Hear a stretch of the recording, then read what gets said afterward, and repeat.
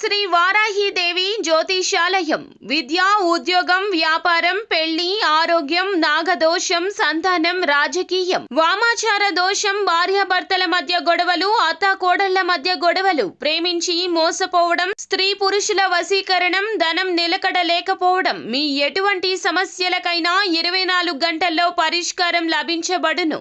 Number 1 వశీకరణ specialist Pandit Pawan Namboodiri, Kerala తాంత్రిక గురువు గారు. Phone number 9043637512.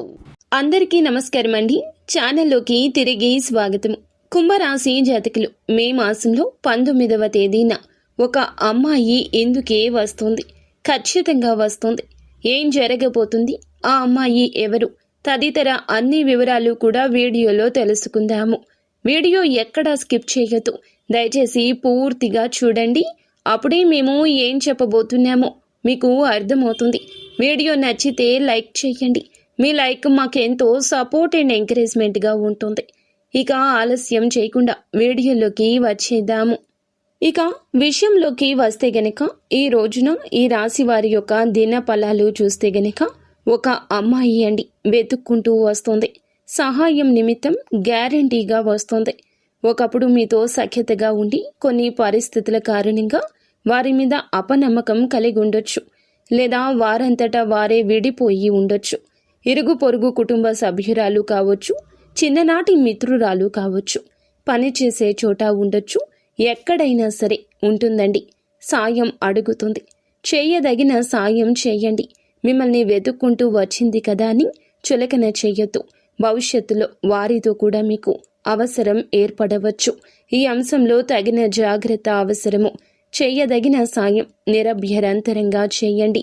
కానీ వారికి చేసే సహాయం మీకు కానీ కుటుంబ సభ్యులకు కానీ చెడు చేయకూడదు అనే అంశం గుర్తించండి. ఆర్థికపరమైన లావాదేవీల విషయంలో ఆచితూచి అడుగేయండి.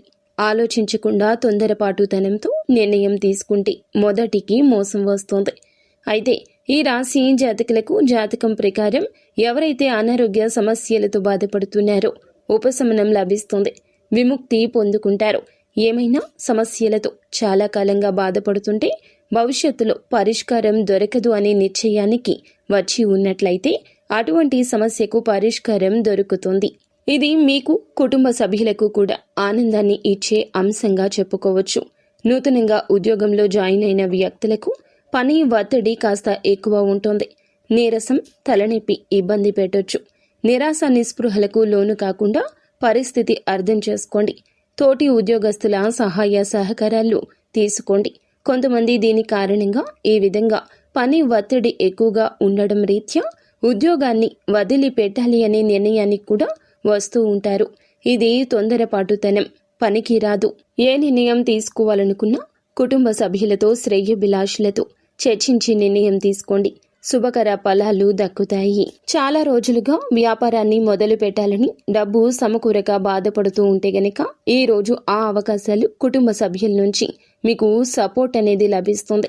లోన్ల కోసం అప్లై చేసుకున్న వారికి లోన్స్ శాంక్షన్ కావచ్చు.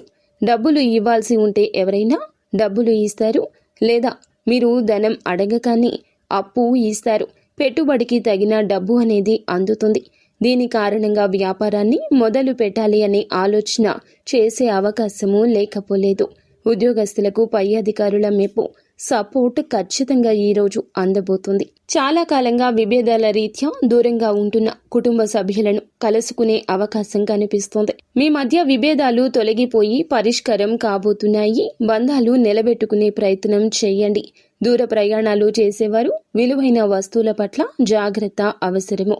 అననుకూల ఫలితాలను అనుకూల ఫలితాలుగా మార్చుకోవడానికి ఈ రాశి జాతకులు తప్పక మీకు స్తోమతకు తగ్గట్లుగా పేదవారికి దానం చేయడం, సహాయంలో ఉన్న వారికి ఆపన్న హస్తం అందించడం, నిత్యం శివారాధన చేసుకోవడం మేలు కలుగుతుంది.